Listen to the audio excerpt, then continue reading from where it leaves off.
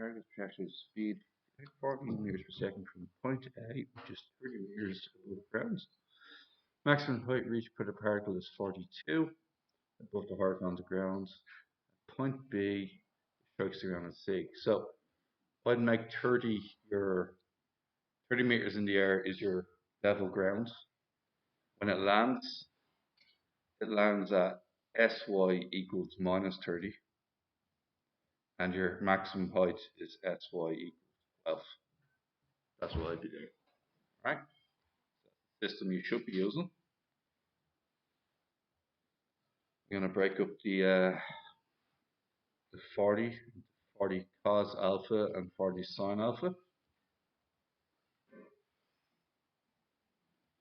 Then I'm going to go for my four equations. Should be handy enough. This is going to be 40 cos alpha, never changes.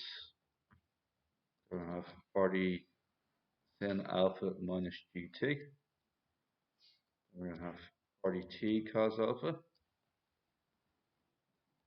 And then we're going to have 40 t sin alpha minus a half gt squared. Very good. Now, let's do the highest. The highest point is sy equals 12, but it's also the point at which phi y equals 0. So we have two pieces of data about the highest point.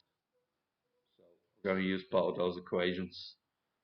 Just going for phi y equals 0 first. So phi y equals 0. That will mean that 40 sine alpha equals gt, and t equals 40 sine alpha over g. I'm then going to plug that into my sy equation and put the answer equal to 12. So it's going to be 40 times 40 sine alpha over g times another sine alpha minus a half g. T squared is this thing squared, so it's going to be 1600 sine squared alpha over g squared. And all that will equal 12. Now, we have here g's cancel. I'm going to have 1600 sine squared alpha over g. Take away 800 sine squared alpha over g equals 12. But I might as well make that 12g over g. Alright. Now, what I'm going to do next is 800 sine squared alpha over g. Oh, sorry, that's gone. Equals 12g. 12g I'm going to turn into 12 times 9.8.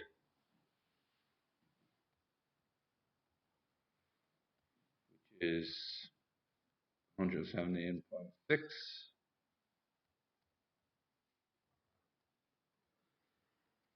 And I'm going to divide that by 800, square root it.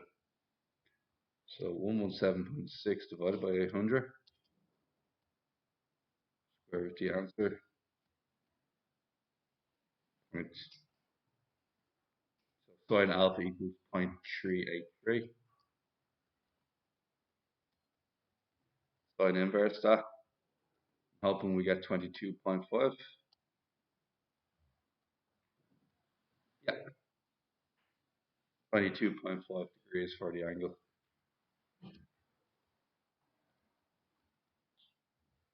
Anybody get there before me? Good job. Alrighty. Next thing we're doing is we want the horizontal range Am I allowed to say the time of flight is double this? Why not? Huh? Yeah, it isn't starting and ending at the same point, is it? So I have to calculate the time of flight directly using sy equals minus 30. Okay, it's the only way I'm going to get the time of flight. And then I have to get once I get sy equals minus 30, then I have to go about getting the range of the particles. Is that alright? So everything here can disappear.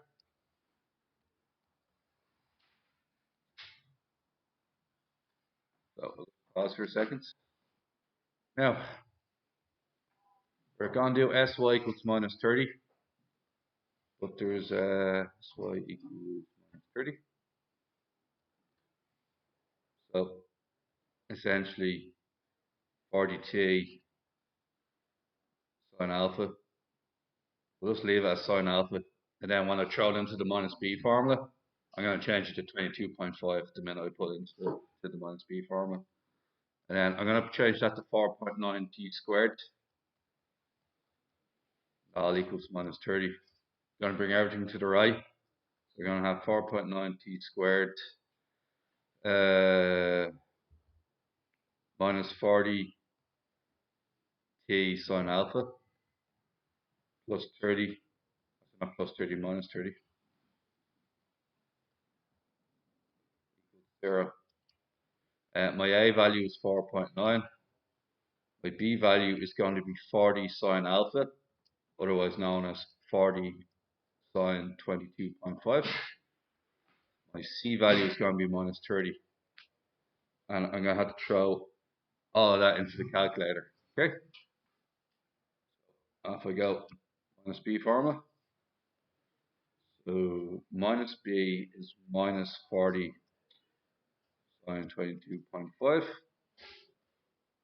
Time has to be positive. So I only need to worry about the positive value, not the negative value. So it's going to be plus square root 40 sine 22.5 squared. Now, be careful with that because I'm actually squaring the angle. I'm not actually squaring the full function. Yes, Alex?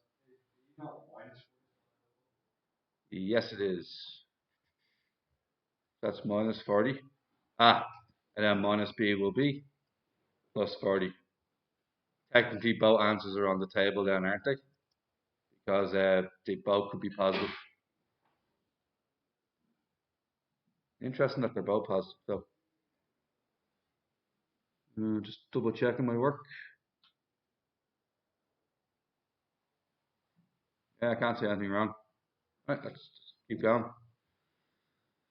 In here, minus 40. And then get rid of that sign, put an extra bracket in, square it. You don't want to be squaring the angle, you want to be squaring the full function, okay? So pretty important. So b squared minus 4ac, 4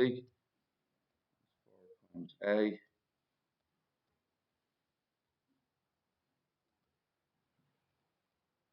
minus 30, all over 2a.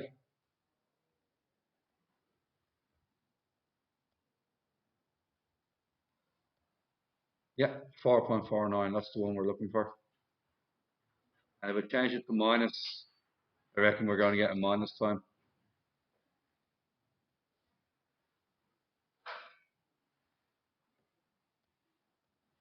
Yep, that's just 4.49 for t. Okay, that's your time of flight. Throw your time of flight into your Sx equation. See, everybody see Sx here?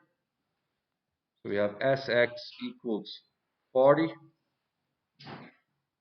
t cos alpha. It's going to be 40 times 4.49 cos 22.5.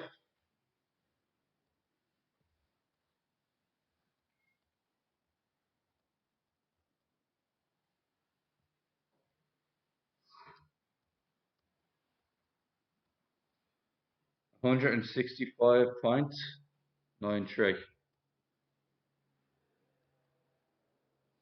or 165.9 meters. Okay, now we're on the next one. The speed of the particle as it hits the ground. The speed of the particle as it hits the ground. Well, that means you're going to get phi x and phi y at the time of flight, and then you're going to get the hypotenuse to figure out its actual speed. So phi x, lucky for us, never changes. It's 40 cos 22.5. Phi y, however, is a different story. It's 40 sine 22.5 minus g times t, so minus 9.8 times 4.49. Be careful with the rounding. I'd overdo it. I'd almost use 3 or 4 decimals here. How many decimals is wanting the answer? Doesn't say. I usually do 2. If it doesn't tell me, I usually do 2. So I'm probably going to use 4 decimals and then round it at the very end, okay? So 40 cos 22.5. Improper rounding can lead to the wrong answer, so you want to be thorough. 36.9552. That's going to the right. And then this one here. 22.5 minus 9.8 times 4.49.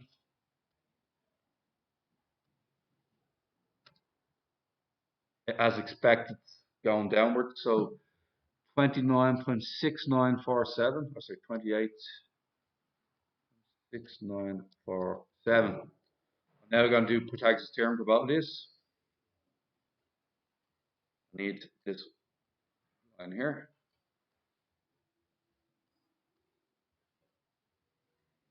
Phi is going down. Pythagoras' theorem. Square root of 36.9552 squared plus square root of 8.947 squared. 46.79 is your answer.